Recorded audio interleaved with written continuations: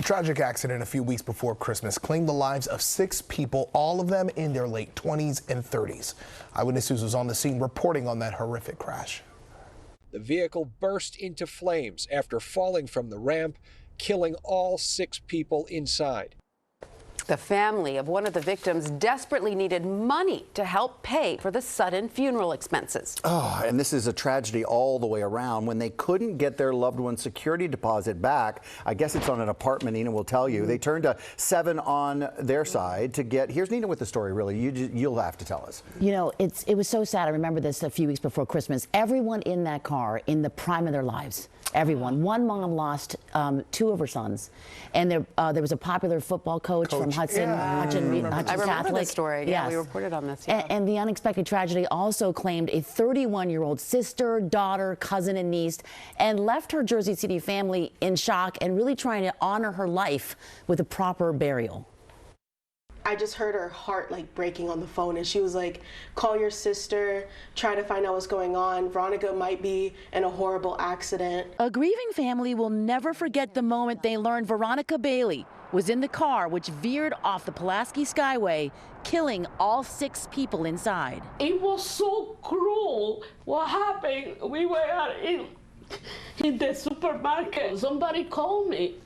And he said, I'm sorry for your loss. The car unfortunately exploded upon impact and it went on fire. So they couldn't identify any of the remains. Her niece, Veronica, just 31 years old, was a passenger. She had just launched a beauty business and moved into her own place. As a mother, it's a nightmare. This was the last video taken of her daughter alive, celebrating a friend's birthday before getting inside that car.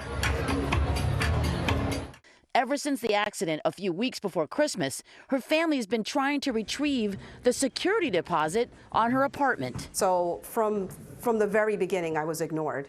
No one would ever return my phone calls. Veronica's aunt says at first they weren't even allowed to access the unit. We were very clear. Even though she paid future rent in advance, we told them, keep that. We just wanted the security deposit back so we could put towards the funeral expenses. How much are we talking? $1,800. She was only 5 weeks into her new lease when she died, but over a month after her funeral, Benitez says the apartment manager no-showed twice and still had not returned the deposit. I needed someone on my side. Technically, the management company here was not in violation of any of the lease terms, but instead of going with the rules, they went with what was right. The management company immediately released the funds, $1,800 sent overnight. After weeks of fighting and going back and forth in circles and waiting in front of the apartment in the rain. That money will go to Veronica's final resting place, toward a headstone with angels' wings. I want to thank everyone so much. It's nice to see that there's still people with hearts and compassion, and I will be utilizing that support because my heart is shattered. And this was made possible by 7 on your side. You truly stand by the title of the show. Like, we really felt like you guys were on our side.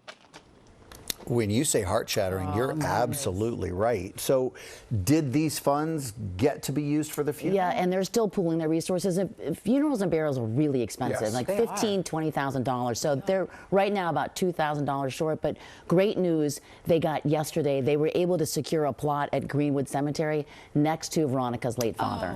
Well, you know, anytime we have these stories, you know, they're sensitive stories, but we also want people to learn from stuff like Absolutely. this. Yeah, because Pedro. who knows what could happen in our future, right? So I know the landlord said wasn't in violation of the lease. This was a special circumstance, but we all know security deposits can be tricky to get around. Definitely. And, you know, the landlord did us a favor, but it certainly won't work for everyone depending on your situation. So here are your options if you have to break your lease. You want to send your landlord a formal demand letter, you know, asking for your deposit so that you have a paper trail.